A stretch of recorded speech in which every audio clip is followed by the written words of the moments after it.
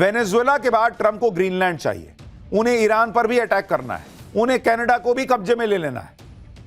Trump Europe से भिड़े हैं, Iran से भिड़े हैं, कनाडा से भिड़े हुए हैं। ग्रीनलैंड पर कब्जे के लिए ट्रंप टैरिफ की धमकी दे रहे हैं, लेकिन अब यूरोप के देश ट्रंप के टैरिफ पर बोलने लगे। कई एक्सपर्ट कह रहे हैं कि चांदी 3 लाख के पार तो हो ही चुका है। भाई ये 4 लाख भी चला जाए तो हैरानी नहीं होनी चाहिए, क्योंकि दुनिया में ट्रंप ने उथल पुथल मचा के रखी है और ट्रंप किसी की सुनने को तैयार नहीं। वेनेजुएला के बाद ट्रंप को ग्रीनलैंड चाहिए, उन्हें ईरान पर भी अटैक करना है, उन्हें कनाडा को भी कब्जे में ले लेना है। ट्रंप यूरोप से भिड़े हैं, ईरान से भिड़े हैं, कनाडा से भिड़े हुए हैं। आज ट्रंप ने अपने सोशल मीडिया प्लेटफॉर्म पर ग्रीनलैंड के कब्जे का पोस्टर डाल दिया, जिसमें ट्रंप अमेरिकी झंडा लेकर ग्रीनलैंड की धरती पर खड़े दिखाए गए। ट्रंप के सामने एक बोर्ड लगा है जिस पर लिखा है 2026 से ग्रीनलैंड अमेरिका का इलाका। बताइए, ये प्रेसिडेंट वहां का ऐसा फोटो डाल रहा है। इसके अलावा ट्रंप की एक और फोटो वायरल हो रही है, जिसमें वो ऑफिस में बैठे हैं और वहां पर नक्शा बना हुआ है, जिसमें कनाडा, ग्रीनलैंड और वेनेजुएला को अमेरिका का हिस्सा दिखा दिया गया। कनाडा वाले अलग भड़के हुए हैं कि क्या ही है यार, ये सब लपेट लेगा क्या। ट्रंप कह रहे हैं कि ग्रीनलैंड लेकर रहूंगा, उधर ग्रीनलैंड वाले कह रहे हैं कि ग्रीनलैंड बिकाऊ नहीं है, कैसे ले लोगे। यूरोप के देश विरोध में खड़े हो गए। यूके, फिनलैंड और नॉर्वे ने प्रतीकात्मक तौर पर ग्रीनलैंड में अपनी सेना के जवान भेज दिए। डेनमार्क के पीएम ने कह दिया कि ग्रीनलैंड की पहचान और आजादी से समझौता नहीं होगा। फ्रांस ने कह दिया कि कोई धमकी काम नहीं आएगी, न ग्रीनलैंड को लेकर न कहीं और को लेकर। यानी ट्रंप के नेटो वाले देश अब अपने दोस्त के खिलाफ खड़े, क्योंकि दोस्त हरकतें ऐसी कर रहा है। ग्रीनलैंड पर कब्जे के लिए ट्रंप टैरिफ की धमकी दे रहे हैं, लेकिन अब यूरोप के देश ट्रंप के टैरिफ पर बोलने लगे। ब्रिटेन के पीएम स्टारमर ने कहा कि अमेरिका गलत कर रहा है। ब्रिटेन के सांसद कह रहे हैं कि ट्रंप इंटरनेशनल गैंगस्टर की तरह काम कर रहा है। ये वर्ड यूज किए हैं भाई कि इंटरनेशनल गैंगस्टर की तरह ये आदमी व्यवहार कर रहा है। यूरोपीय यूनियन के देश कह रहे हैं कि ग्रीनलैंड को ब्लैकमेल नहीं होने देंगे। यूरोपीय यूनियन ने तो ट्रंप पर 11 लाख करोड़ रुपए का काउंटर टैरिफ लगाने की प्लानिंग कर ली। यूरोप के देश ये भी कह रहे हैं कि भारत उनके साथ खड़ा है। अमेरिका पर यूरोपियन यूनियन टैरिफ लगाने की तैयारी कर रहा है, तो भारत के साथ बड़ी ट्रेड डील होने वाली है। दावोस में वर्ल्ड इकोनॉमिक फोरम के मंच से ईयू की प्रेसिडेंट ने कह दिया है कि भारत और ईयू का free trade agreement mother of all deals साबित हो सकता है। राहुल गांधी और उनके इकोसिस्टम को चाहिए था कि नरेंद्र मोदी डोनाल्ड ट्रंप से तू तड़ाक टाइप लड़ाई लड़ ले। नरेंद्र मोदी का अपना स्टाइल है, वो उस तरह से काम कर रहे हैं जो भारत के हित में। और इसलिए देखिए, अब ईयू की अध्यक्ष कह रही है भाई कि मदर ऑफ ऑल डील्स होगा भारत के साथ जो डील करने जा रहे हैं।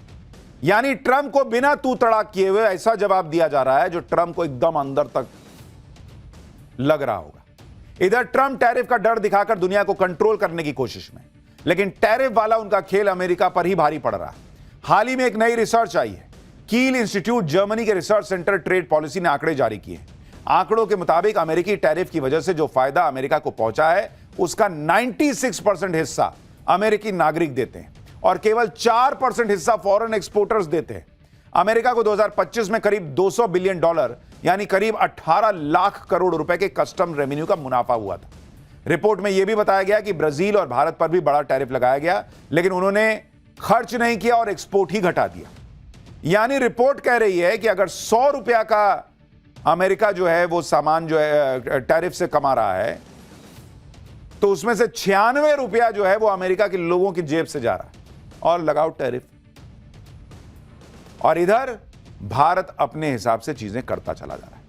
और इसीलिए नरेंद्र मोदी सिर्फ दुनिया भर के एक बड़े वर्ग के निशाने पर हैं ऐसा नहीं है, वो अपने यहां भी कई लोगों के निशाने पर हैं। पाठशाला में अगली क्लास आप देखिए भाई, ओवैसी मुस्लिम वोट लपेट ले रहे हैं, मोदी के साथ हिंदू भर भर के आ रहा है। बेचैन इंडी ने मोदी के खिलाफ अब कौन सा हथियार निकाल लिया, कभी मंदिर पे झूठ, कभी शंकराचार्य के अपमान का हंगामा।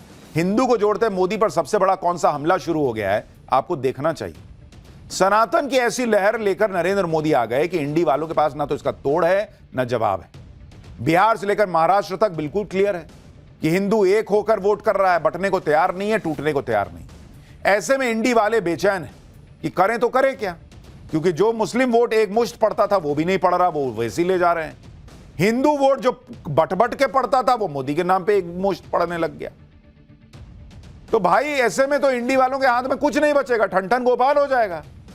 ऐसे में इंडी वालों ने मोदी के खिलाफ नया हथियार निकाल लिया और यह हथियार है हिंदुओं को जोड़ते नरेंद्र मोदी के खिलाफ सनातन को ही टूल बनाओ, हिंदू को तोड़ो। हिंदू जुड़ना इनके लिए सबसे बड़ी समस्या है भाई। और इसलिए आप देखिए कभी मणिकर्णिका घाट के विकास और निर्माण कार्य के विरोध में फर्जी खबरें फैला रहे हैं झूठे कि मंदिर तोड़ दिए मोदी, मंदिर तोड़ दिए मोदी, मूर्तियों को नष्ट करने का आरोप लगा रहे हैं। खुद कभी कितने मंदिर इन्होंने बनाए बॉस, भगवान राम को बता दिए काल्पनिक पात्र, राम भक्तों पे गोली चलवा दिए वाले लोग। आज उनको बड़ी चिंता हो रही है कि बाप रे शंकराचार्य के साथ क्या हो गया। कभी शंकराचार्य अभी मुक्तेश्वरानंद के नाम पे पॉलिटिक्स कर रहे हैं, शंकराचार्य के बहाने मोदी योगी सरकार को घेर रहे हैं, हिंदुओं को बांटने और भड़काने की कोशिश कर रहे हैं। इसके अलावा जो सनातन और हिंदू एकता की बात करते हैं उन पर भी इंडी गठबंधन वाले हमला कर रहे हैं। बाबा बागेश्वर के पीछे हाथ धो के पड़ गए। यह सब कैसे हो रहा है, कैसे झूठ और दुष्प्रचार से सनातन को ही मोदी के खिलाफ हथियार बनाया जा रहा है, और एक पूरी स्ट्रैटेजी जैसी चीज दिखती है आपको कि नहीं, खुद ये चैप्टर देख के बताइएगा। देखिए पहले एक झलक देखिए।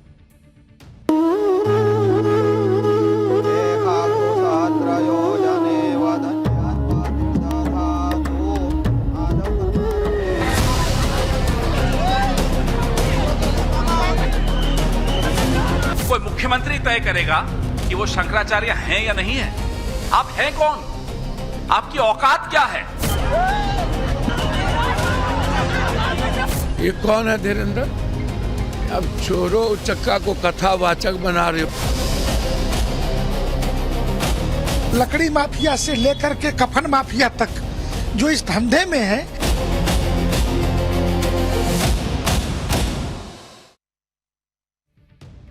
सनातन पर नरेंद्र मोदी को घेरने के लिए इंडी वालों ने कैसे एक के बाद एक हमले शुरू कर दिए, ये पिछले कुछ दिनों में साफ दिख रहा है। चाहे बात शंकराचार्य के विवाद की हो, चाहे वाराणसी के मणिकर्णिका घाट के रेनोवेशन की हो, इंडी गठबंधन कह रहा है कि मोदी सरकार मणिकर्णिका घाट तोड़ रही, वाराणसी की विरासत और सभ्यता को खत्म कर रही, मंदिर और मूर्तियां तोड़ी जा रही, टूटी हुई मूर्तियों और मंदिरों की तस्वीरें शेयर की जा रही हैं, और इसका असर यह हुआ कि वाराणसी में लोगों ने प्रोटेस्ट भी कर दिया। लेकिन जो तस्वीरें शेयर करके इस तरह के आरोप लगाए जा रहे हैं उसमें कई तो फेक साबित हुए कि भाई मंदिर टूटा ही नहीं है, एआई की मदद से झूठे तस्वीर बना के हिंदुओं को भड़का रहे हैं। कल ही हमने आपको बता दिया था कि जिस मंदिर के टूटने की बात की जा रही है वो सही सलामत है, फोटो में देख लीजिए। इसी तरह से यह आरोप लगा रहे हैं कि मंदिर और अस्पताल को तोड़कर होटल बना दिया गया है। ये तस्वीरें वायरल की जा रही हैं, जबकि यह सच्चाई से कोसों दूर की बात है। दरअसल वाराणसी के राम घाट पर मेहता अस्पताल था जो 2019 तक पूरी तरह से बंद हो चुका था। उसके बाद अस्पताल की जगह पर एक शानदार होटल बना। मंदिर तो वहां था ही नहीं। यह होटल पिछले ही साल शुरू हुआ था और इसका काम काफी पहले शुरू हो गया था। ना तो यह होटल मंदिर तोड़ के बना है, ना ही अस्पताल तोड़ के बना है। लेकिन सोशल मीडिया पर यह फैलाया जा रहा है कि मंदिरों के साथ अस्पतालों को भी तोड़ा जा रहा है।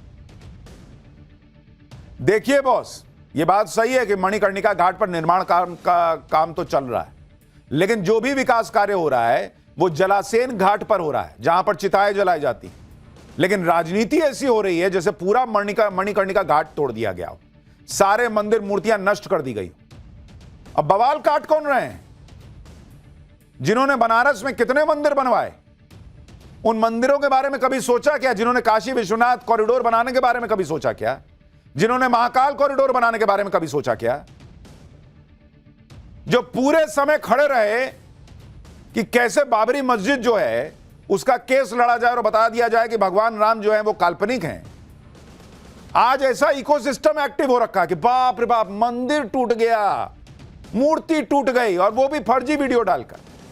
इन सारे आरोपों के बीच संत समिति के महामंत्री स्वामी जितेंद्रानंद सरस्वती ने मणिकर्णिका घाट का दौरा किया, और इस दौरे के बाद जितेंद्रानंद सरस्वती ने कहा कि विकास कार्य से जिन लोगों को तकलीफ हो वो इसका विरोध कर रहे हैं। लकड़ी माफिया से लेकर कफन माफिया तक ने घाटों पे कब्जा कर रखा है और उनको तकलीफ हो रही है।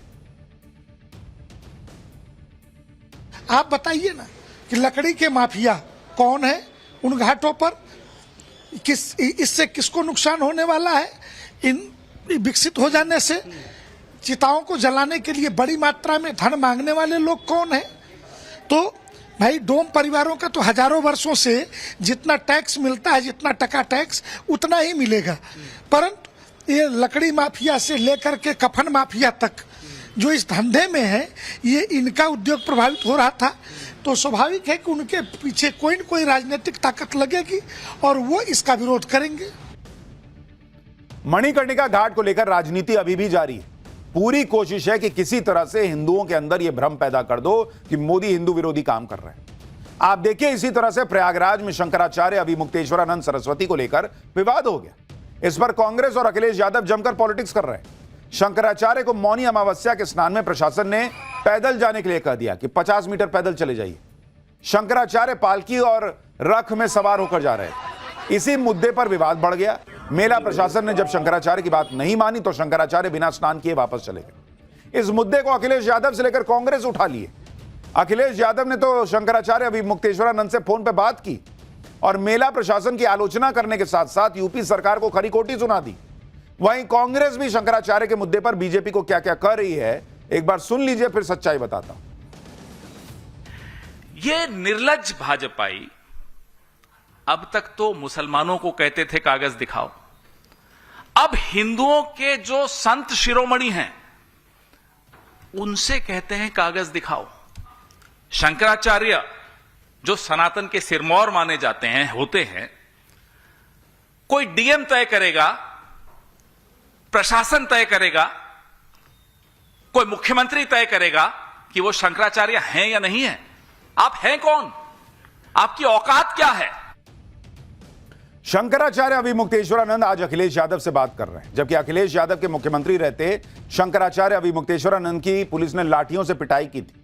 यह साल 2015 की तस्वीर है, जो अभिमुक्तेश्वरानंद जी 50 मीटर उतरकर नहीं जा पाए स्नान करने, वो पैदल भी चले थे और लाठी भी खाए थे। आज वही अखिलेश शंकराचार्य के बहाने पॉलिटिक्स चमका रहे हैं। माघ मेला में शंकराचार्य को लेकर जो विवाद हुआ है, वो पूरा मामला क्या है वो बताऊं उससे पहले ये तस्वीरें देखिए। पवन खेड़ा कहां थे किसी को पता नहीं था, आज औकात की बात कर रहे हैं। उस वक्त लाठी पड़ी थी, तब कहां गायब थे? और पूरा मामला समझ लीजिए हुआ क्या है। वहां मौनी अमावस्या पर शंकराचार्य अपने काफिले के साथ संगम स्नान के लिए निकले, पालकी पे बैठे हुए थे। प्रशासन ने उनसे कहा कि संगम नोज अपने वाहन पर नहीं जा सकते क्योंकि संकरा इलाका है, बहुत भीड़ है। लेकिन शंकराचार्य पालकी पर ही संगम तक जाने पर अड़ गए। इस दौरान अधिकारियों और शंकराचार्य के भक्तों के बीच झड़प भी हुई। अधिकारियों ने शंकराचार्य से विनती की, कहा कि आप पैदल संगम नोज चले जाइए ना भाई, बस सामने तो है। लेकिन शंकराचार्य इस पर भी नहीं माने और जहां तक शंकराचार्य अपने वाहन पर सवार होकर पहुंचे थे, वहां से संगम नोज की दूरी बहुत ज्यादा नहीं थी। लेकिन शंकराचार्य पैदल जाने को तैयार ही नहीं हुए बॉस, और उसी के बाद यह पूरा मामला बढ़ गया।